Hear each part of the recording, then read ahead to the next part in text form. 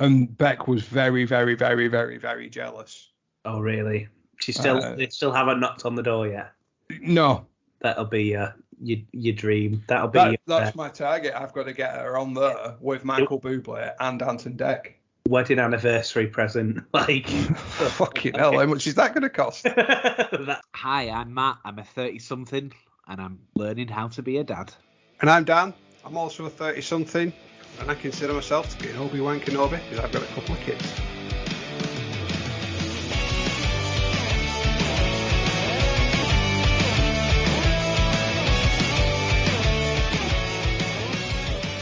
Well, welcome back, everybody, for another episode of Ramblings with Admin. I'm Dan, and joined, as always, by Matt. How are you, buddy?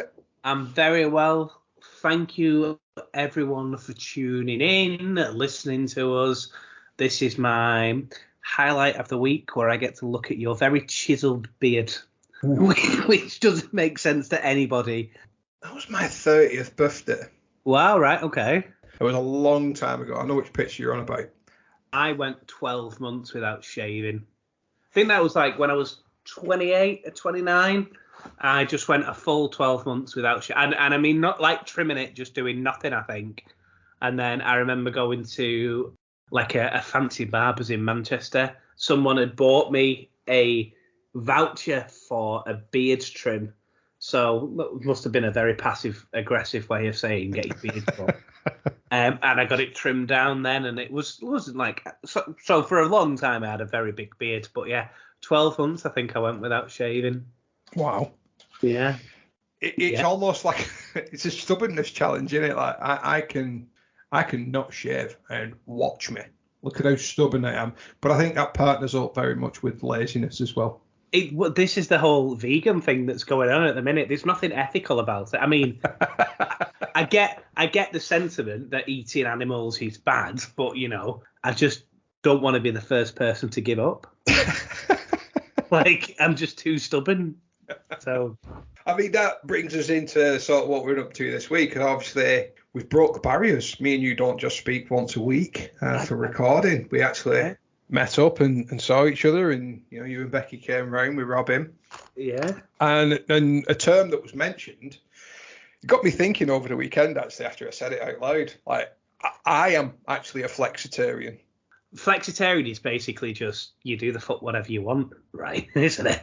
Yeah, I sort of am, really. Like I've cut it out for certain meals. And I guess you guys will be when one of you fails. Well, I mean, I had a slight fail today. We had like a bit of an afternoon tea for Mother's Day. We've had some, your standard sandwiches and cakes. And Fossey made some cakes, and it was only after I'd ate one of them that Becky told me that they weren't vegan. So she's actively trying to set you up now. Yeah. Which is it. So I'll be fine. One little very cupcake. I don't think that's... To be fair, though, we did a meat plate for the meat eaters and then a vegan plate, and the cakes were on the vegan plate. So I'm counting that as deceit, to be honest with you. What kind of fucking cakes are meat cakes? You know what I mean. The meat eaters and the kind of fucking eggs and milk and all that devilish thing that goes in cakes. So a plate for everybody and then a plate for you two, basically. So kind of, yeah. A plate for the awkward people. And they were only like the packet mixes with like the little stickers that you stick on top of the icing sugar. Yeah.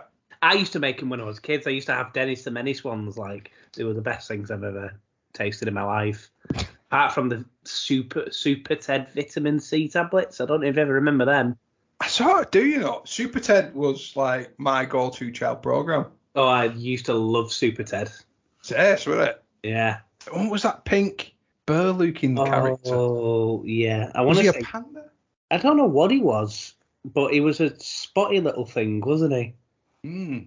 And Banana Man. I used to love Banana Man. Oh, Banana Man.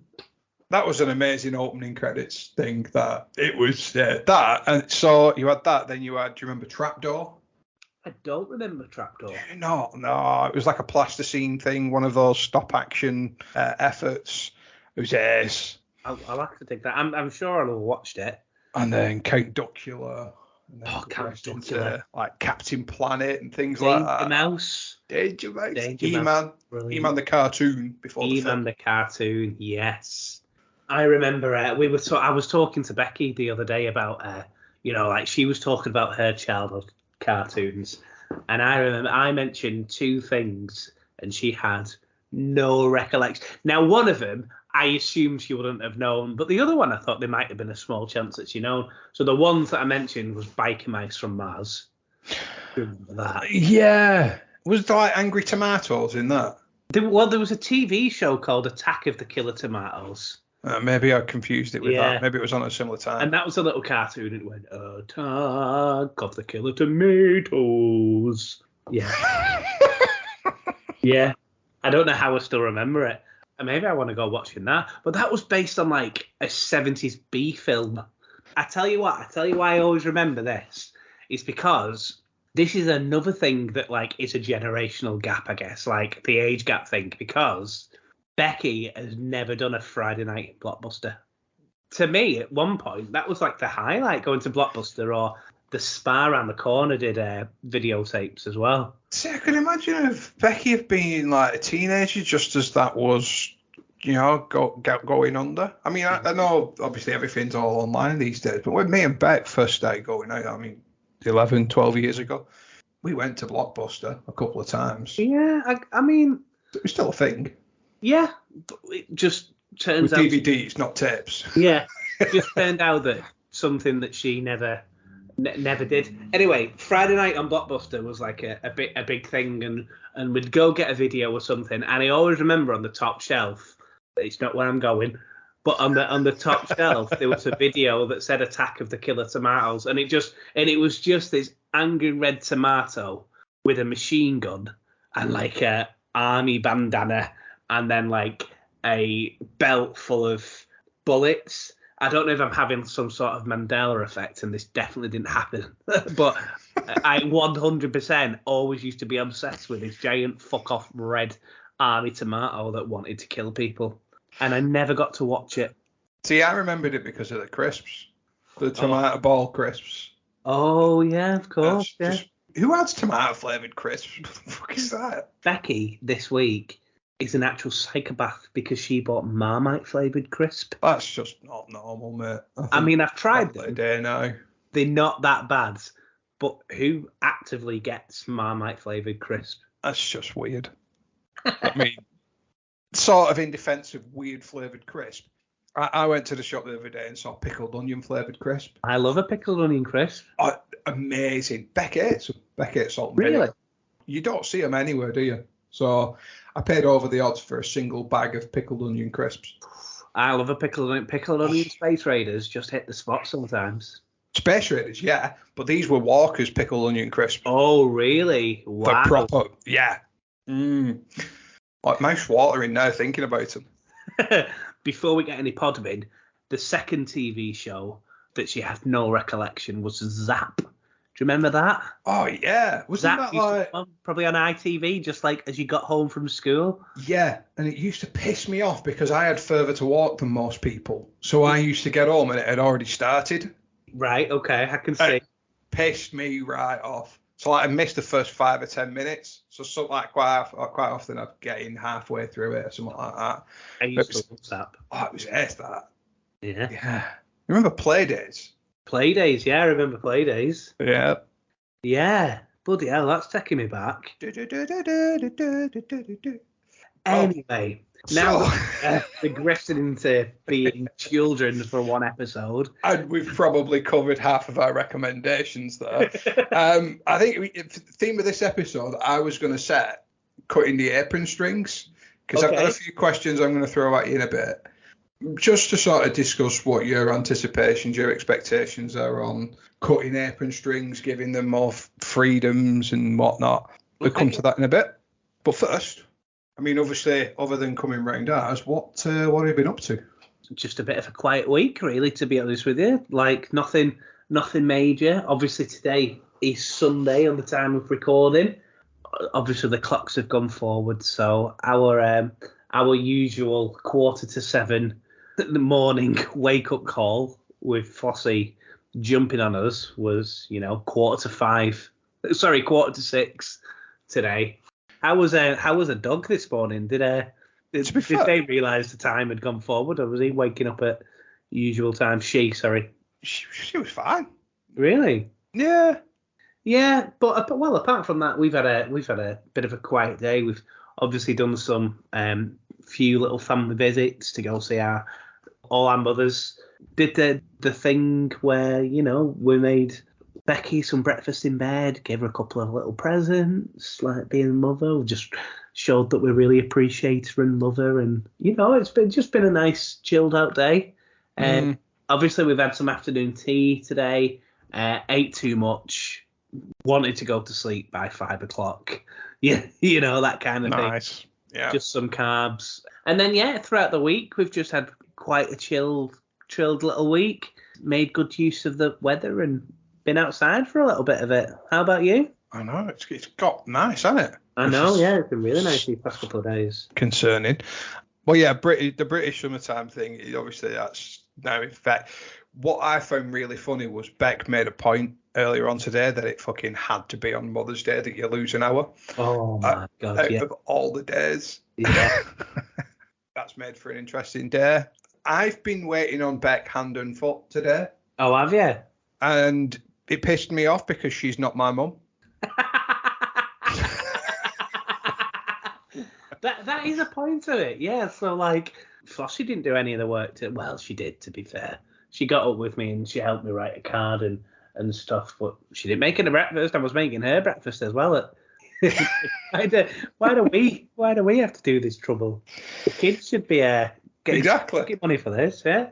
So I got Georgia to do a few things, and to be fair, Georgia loved it. She loves helping. She's at that age where she just wants to get involved and help and that. So Beck has abused it today, rightly so. She helps us all massively, and it's very much appreciated. Obviously, why we did last week's episode. Same for you with Becky. Mm-hmm. Yeah, so we've done that. We've obviously been seeing both the mums today. And then yesterday, which loops into our recommendation as well, we went to somewhere that was new to me. I'd never ever been, but it's relatively local. Have you ever heard of Yarrow Valley? Becky's talked about Yarrow Valley. Like I say, it's not too far away. Is it a big lake? Like a lake yeah. you walk around? Yeah, we went a couple of weeks ago. Yeah, no, it's really nice around there, is it? I've never been. Yeah. I mean, this will be my recommendation. There is an amazing food place in Chorley Market. It isn't market food. It's like all homemade food, and they've got like a little cafe bit outside. Honestly, it's really nice. You have to go. It's called Busy Bees. I've been trying to get Becky there, for Christ, about 12 months, and she's like, it's just like a fucking market. I'm not going there. And I managed to get her there once, and she was like, this is like the cutest, bestest thing I've ever been to. So we went there, and then we went to Yarrow Valley, and it was really nice. We spent a good half a day there. We took the dog, walked around the ponds. Obviously, the play area was there for Georgia and that. Yeah. A bit of a picnic, and it was nice because it was yesterday when it was really sunny. Yeah, it was good. So we did that. And then I suppose the shocking news, really, Taylor Hawkins. Oh, I know. Really, yeah, that's a real downer, I guess, wasn't it? The band that I'm in, like, one of the guys from the band's, like, dropped it on us at 7 o'clock in the morning, like, to say that he'd passed away. And honestly, like, I was really, really shocked with it. I still am. It's very sad, naturally, and he's obviously left. And I suppose it hits differently when you've got a family, but he's obviously left, a wife and 3 kids behind. Yeah. So you feel for them, but you've got to wonder what that's going to mean for the Foo Fighters now. Yeah, and I guess it's just one of them things where you've got to, they've got to have time. Dave has had this all before, hasn't he? I mean, we're talking like I know him, but the whole thing must be traumatic for the band as well. Yeah, I mean, it's quite a somber note. Usually we try and keep a bit more upbeat, but yeah, the Foo Fighters are massive, but like I guess for our kind of era, it's something that we grew up on, wasn't it? Like I remember getting into the Foo Fighters for the very first time, and because of our ages and stuff like that, we were a little bit late to the scene, I guess. I was 13 when someone introduced me to the Foo Fighters. And I always remember, you know exactly who it is, when I would say, I got a Christmas present of the Foo Fighters album, There's Nothing Left to Lose, wrapped in A4 computer paper. Like that was the wrapping.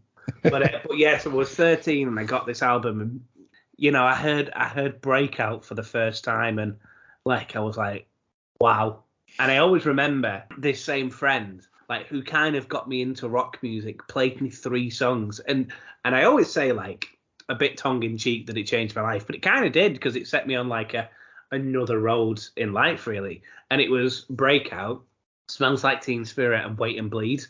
Like, and then I just thought that, oh my God, this whole kind of music. Just to clarify, they are not all 3 Foo Fighters songs. No, they're not. Yeah. My point is, like, these 3 songs, and I was like, I remember listening to Wait and Bleed, and it was like, oh my God, this is music. This is different. This isn't the fucking Venga voice. That's not Peter Andre. What the exactly, fuck's going on? Where's this mysterious girl he keeps talking about? This isn't Aqua. This is like one of the first albums I got was Aqua. I'm like, no, this is different. Well, I had a similar thing, to be fair. Yeah. Someone played Van Halen for me, and about a month before, me, you, and one of our friends had been to Wigan, and we'd bought Aqua. I think it was Barbie Girl or some shit like that on the single, and we came back and played that on the PlayStation 1. I remember it specifically. We'd gone to Wigan on the bus. We'd gone into the music shop, bought that CD. It was like £3 or whatever it was. All 3 of us bought the same thing, didn't we? Yeah, as a music CD single. Came back, played that on my PlayStation 1 with the 3D graphics. And then we all pissed up laughing. 13-year-old kids. We'd gone downstairs. My mum and dad had made us pizza, and then we watched Gladiators. Yeah. Just for the record, guys, I think this was the first. Well, when we were 13, but this was I think this was the first time that I was allowed on the bus on my own. We've been out to previously to Wigan, but we've always had lifts or something. I always remember. I think the first time I properly went to Wigan on my own was when we went to watch the Titanic, and I had to lie about my age, like, because I'm pretty sure you was 12 at the time. Me and the other person weren't old enough, so we had to lie about our age just to get in. Oh. And then we came out saying women, we like bursting through everyone going, "Oh, women and children first," thinking we were really funny. Yeah, that's right. Oh God, we were so cool. Yeah, no, we weren't. Fucking wankers. Yeah, so my point in that was that like that kind of changed my whole. I got to hear about all these bands, and I got to hear about all this music that I never heard before, and the Foo Fighters were really like a gateway for that. And then I heard The Colour and the Shape, and I'm like, oh my God, what's this noise? Like, what's this drumming? Like, it just I got consumed into music probably because of the Foo Fighters. I guess you as well, and a lot of other our peers, like they just really resonated with me. There was at one point where I could listen to a song in 1 second and get it straight away. I'm pretty sure you've done a test on me. I don't think I could do that right like now. I'm far too old and we've got far too many albums. But so yeah, it's just sad news, isn't it? So let's kick into a little bit of actual, stuff that we do in the podcast. Yeah, okay. Have you got any parenting highs and lows? Do you know what? I haven't really got any lows this week. We've had a nice little week. There's been nothing majorly that's gone wrong. I guess I can talk about a parenting high and a parenting low at the same time, but it's very contrived. Robin is starting to learn new things. She's now grabbing, and this means now it's great to see her develop, but this now means that she's ripping my beard every 2 minutes and ripping my glasses off as well. So I might have to consider getting laser eye surgery just to. But no, it's been a really nice week.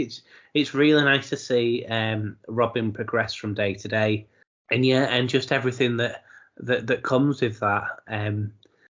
Becky and I were talking earlier on that everything moves so fast, and sometimes when you're at your lowest and you're knackered and you're tired, and you've just got to take every single moment in, because at some point, Robin won't need us anymore. And I'm talking about that in a few years' time. But even like at Floss's age now, she comes for cuddles, and she comes for cuddles rather, for her kind of sake. She wants to cuddle. Whereas at the minute, Robin is completely dependent on us, and she holds on to us for dear life, and she really needs us at the minute, and it's just a really nice feeling. Looping back to the actual theme of today's episode, it's you have to make a decision at some point, of when to, as you said, cut those apron strings. You've got to sort of accept that they don't need you. Yeah. Your requirements as a parent do change. Someone said something to me, and it's a different spin on it, that I'd never thought of parenting. That you always think of parenting as you're watching your kids grow up, but on the other hand, your kids are actually watching you grow old. Yeah. You don't necessarily know it, but you're actually, as your childhood, you've watched your parents experience a lot of things. Yeah. And they've maybe hidden their reactions from you, but much like you would to your kids. Well, yeah. Yeah, it was just a bit of a different spin on parenting that I thought was interesting. You don't really know what your parents go through until you become a parent yourself. Like, that didn't resonate with me, I guess. Like, that makes complete sense now. Like, but yeah. How about your parents on highs or lows before we go into it? Have you got anything? Like you, nothing specific. It's just been a bit of a busy week, so nothing's really jumped out as worth mentioning. But something that I have seen or witnessed today, obviously with it being Mother's Day, and as I mentioned before, Georgia, willingness to sort of help out, it was nice to see her looking after Beck. Oh, that's nice. Yeah. So like Beck said, I could do with a drink or whatever, I'm thirsty. So Georgia's gone, I'll go and get it for you. It's just nice to see that role flipped, and Georgia wanting to look after Beck, and Beck's talking about taking her mum on a spa day for her birthday, and Georgia's like, I want to come. Can I take you when I'm older? And it's just nice that she's associating, looping that all together, that she's going to look after her mum. So that's nice to see. That's definitely a high. Sort of the funny kid moment, if you will. At some point, George has given Beck a drink today, and she's given her a few other things, like she's given her some M&Ms and stuff like that, and some chocolates, and she just does this over-exaggerated, overacted bow, where she waves her hand about 7 times and then bows down as she's giving her something, as though she's this high commander. Fucking amazing to watch. I take it Beck revelled in that. We both broke down in no idea where she's learned that from. Oh. No one's told her to do it. She's just done it out of her own heart. But its sense of humour is amazing. It reminds me of Flossie. So, like as we mentioned briefly last week, and I won't go on about it, Beck has started doing some videos and a little talk. Becky was doing a video and she was recording herself, and then Flossie just upped out, looked at the video, hijacked it, and say, "Hi guys, welcome to my channel." Like, oh God. Like, where have you learned that from? YouTube. Yeah. Like Georgie used to do that. She used to sit, like, we bought her one of them VTech cameras that you can make videos and stuff on. Oh, and you just sit there and watch her. Like, I watch some of the videos back that she's made, and she's emulating some of the YouTube stuff that she watches. So a lot of the kids' YouTube channels, it's overacted. It starts off with, "Hi guys, welcome back to another video," and all that shit. George is doing exactly that. She went through a phase where she would just sign off every video, like and subscribe. That's the sort of the world that our kids are growing up in. Well, yeah, that's true, isn't it? Based around the social media thing. So, tying that together with the theme of the episode, when's socially acceptable to start letting them watch YouTube and stuff like that? And it's a bit of a grey area, isn't it? Like, you've got the kids' YouTube. Yeah.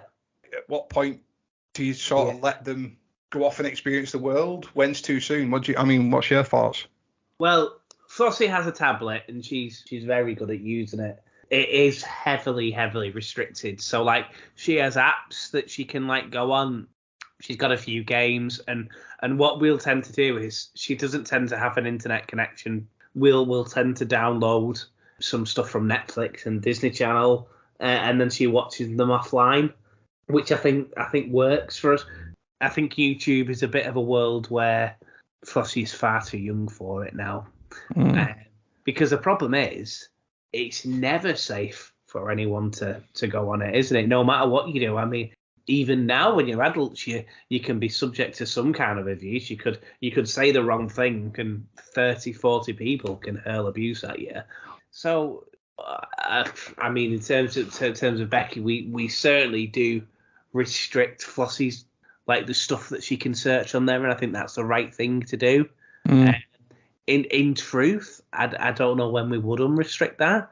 I guess it all comes down to when she wants a phone, really, and then we'd be struggling. But in terms of phones, when is the right time to give a phone? I would think in.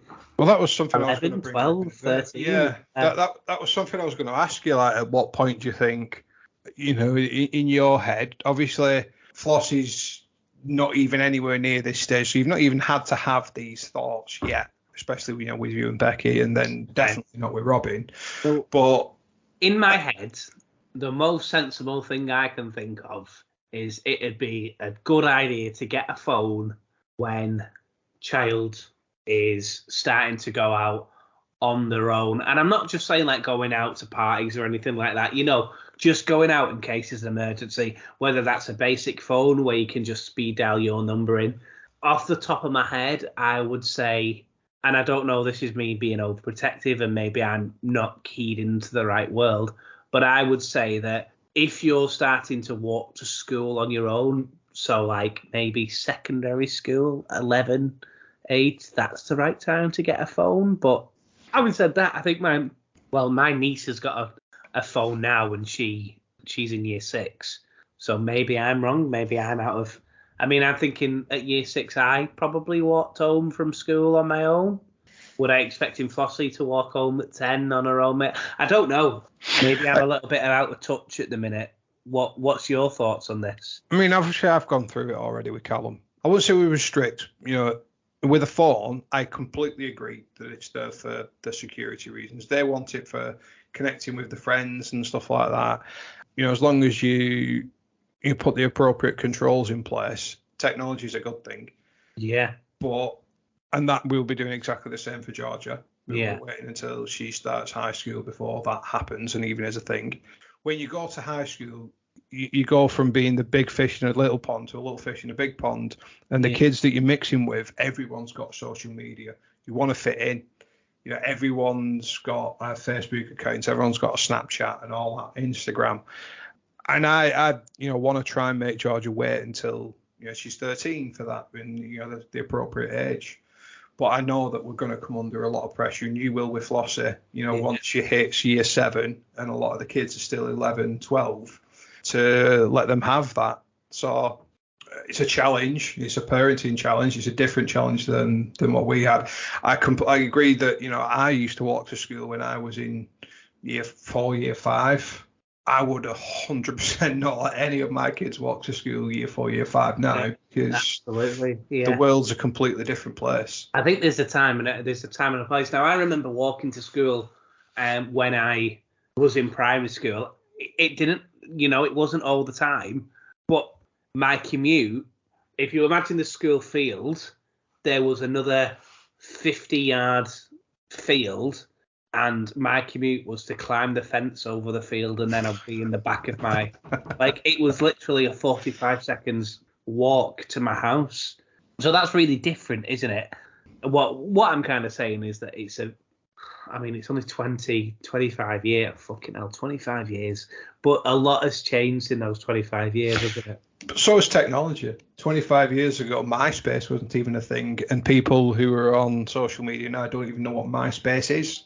Yeah, it's true. I actually saw a tweet a couple of weeks ago, and someone went, imagine if we had something like a social media where you could post things like you can on Twitter, but it lists, like, whenever someone visited your page, there was music, and it was your favourite music, like your playlist, and you could merge Spotify and Twitter.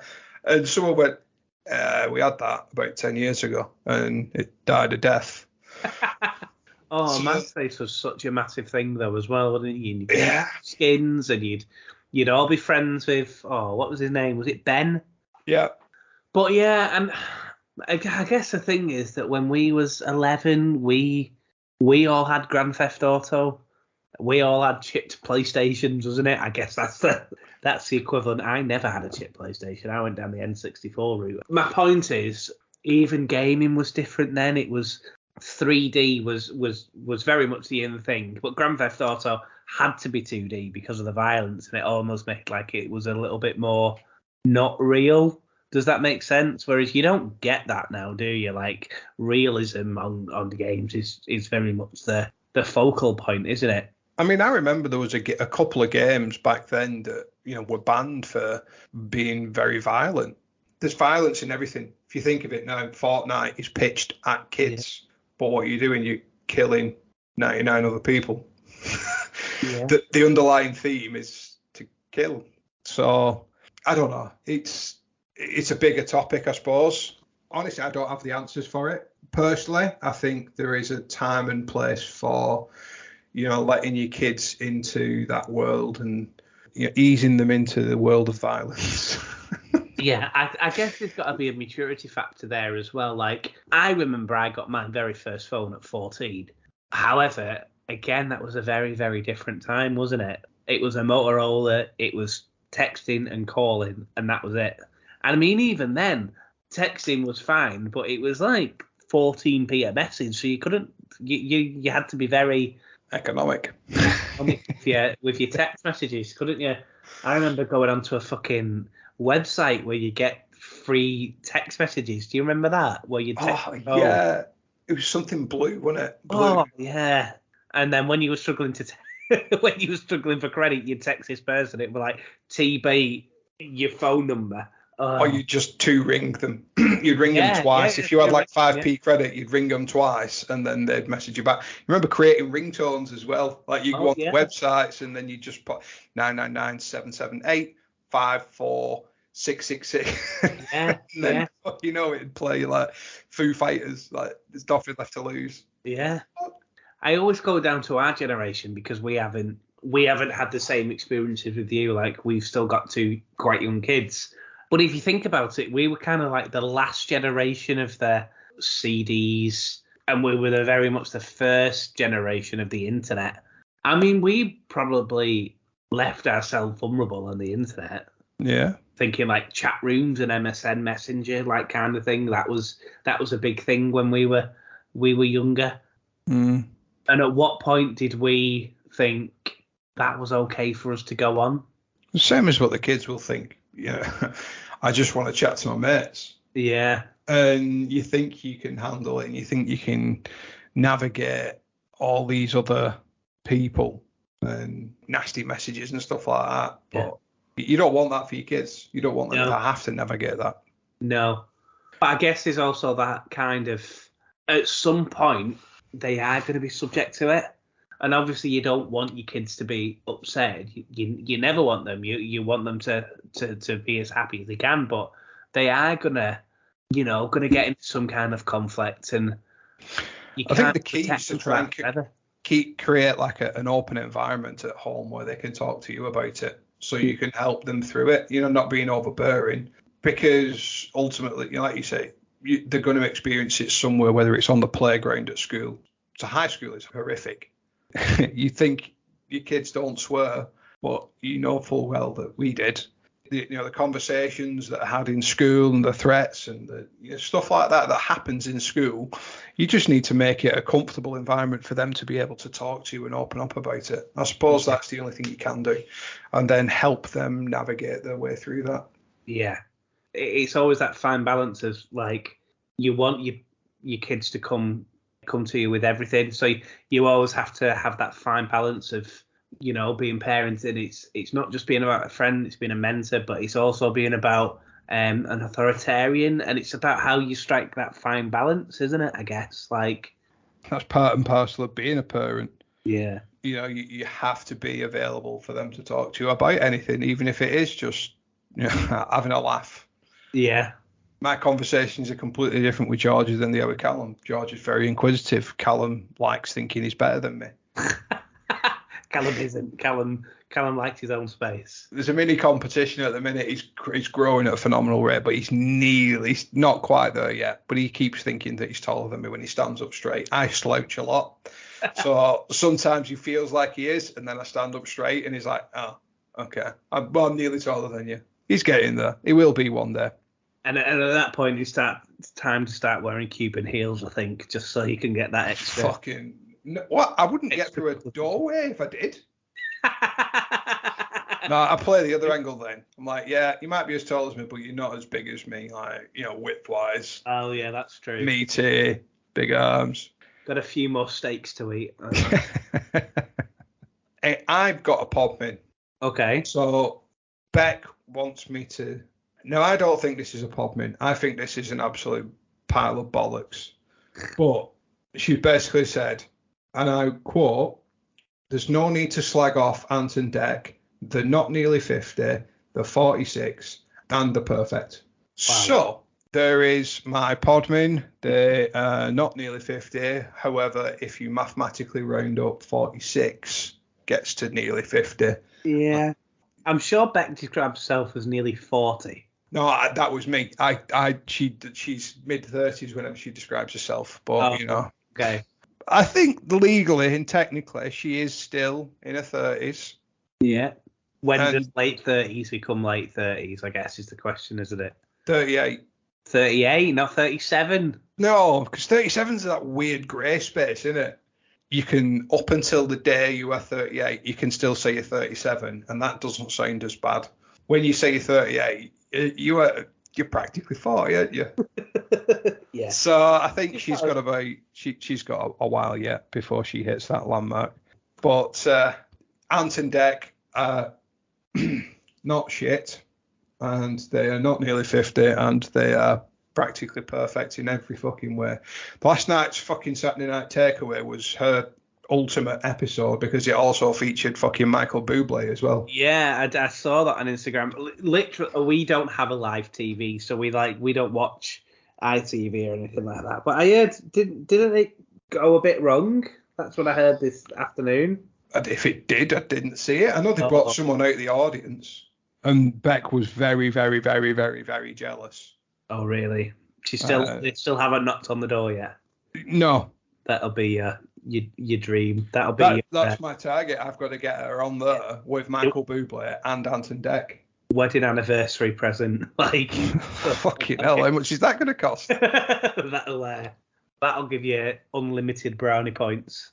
So, one of the questions I wanted to ask, I'm just thinking the weather's getting better, the world is freeing up, and then we've obviously got some holidays coming up, and I just started thinking that Flossie and Robin have a 4-year age gap, and if we do choose to have any more kids, there's going to be, I mean, it's not going to happen anytime soon, but so there's going to start being where there's going to be quite big age gaps between Flossie and the youngest, and I've always just thought about at what point, like, obviously you have Callum and Georgia, that's quite a big age gap, and what I'm getting at is what kind of things do you do to keep them both entertained when you're doing something? So let's say that you were going on holiday, how would you keep them both entertained? Like, I'm taking that Callum isn't at the age where he wants to go, watching Welephant the Elephant or Rory the Tiger or anything like that.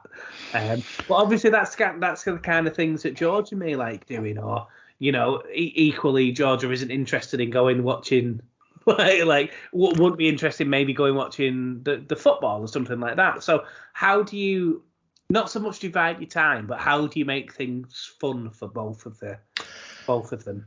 It's not easy. That's for certain.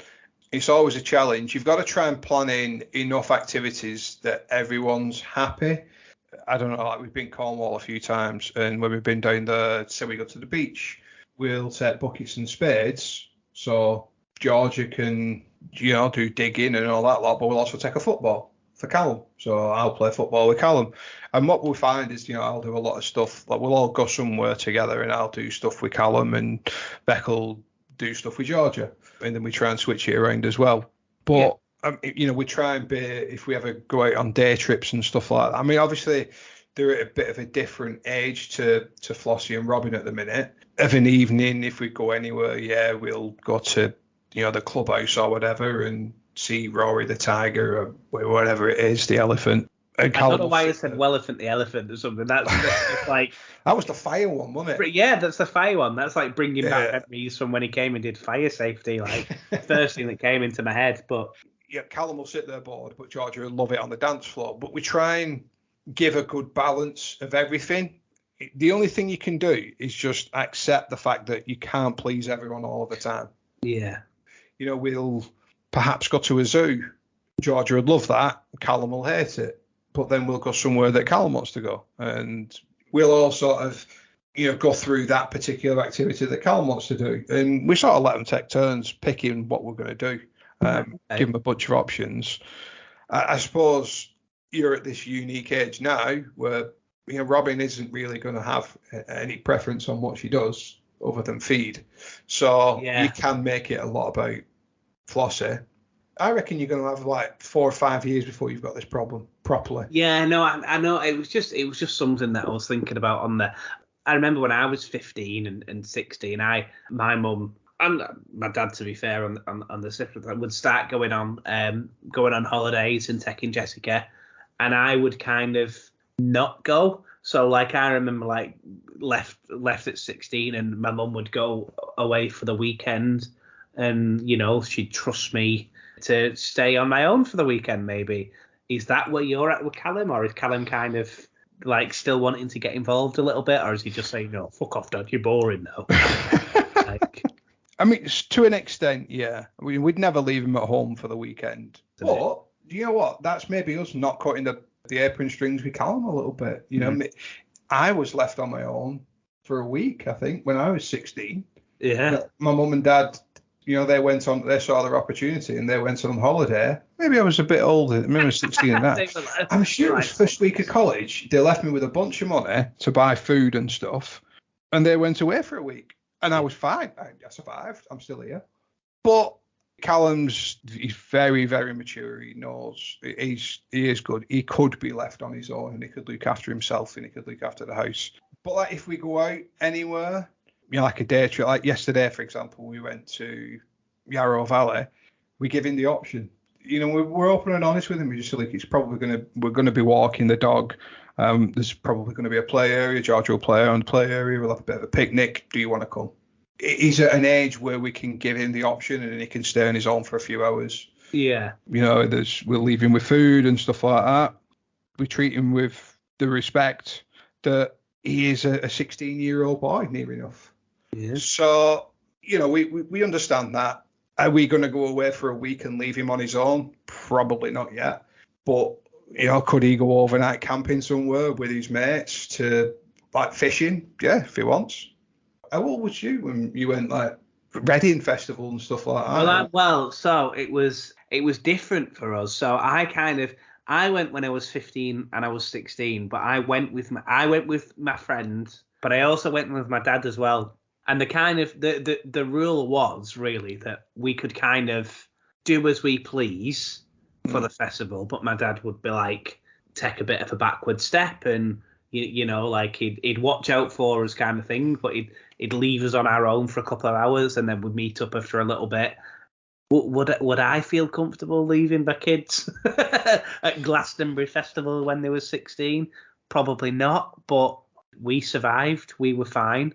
So I was like 15 and 16, and then like we had someone knocking around looking after us. So it was a little bit different. But maybe my parents were just a bit lax. Like I remember going on holiday at age 16 with my parents, actually. It was the first year of college that I was left on my own for a week. But my last year of school, I went with another of our friends to Spain. Yeah. And we went there for a week with my parents. Me and him were pretty much left to our own devices to go do what we wanted. It was even the same when we went away together, and we couldn't have been much older than 12, 13, but we kind of had rule of the campsite, for whatever better word, didn't we? Yeah. You need to, but make sure you come back here for a certain time. And yeah, exactly. So I don't know. Maybe I'm just being overprotective and thinking that we've got 2 dead little ones at the minute, and it's a little bit different. And I guess you can only really factor that in when you're there. It's interesting, though, to know how both of our perceptions have changed from us being in that role of wanting the freedom to us now being responsible for someone and not wanting to give that freedom out. It's really, really interesting, isn't it? Like, I guess we've seen the evils in the world, for want of a better phrase, and I guess it's us being protective, maybe a little bit overprotective, but I guess there is a certain point where you've got to say, okay, let's do this. Let's put some measures in place.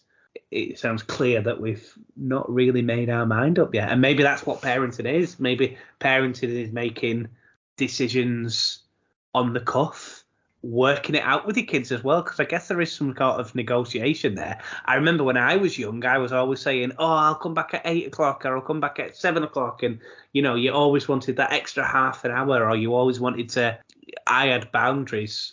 So like, don't go past this place, or only make sure that you go up to this field or this street. And I always wanted to push them a little bit.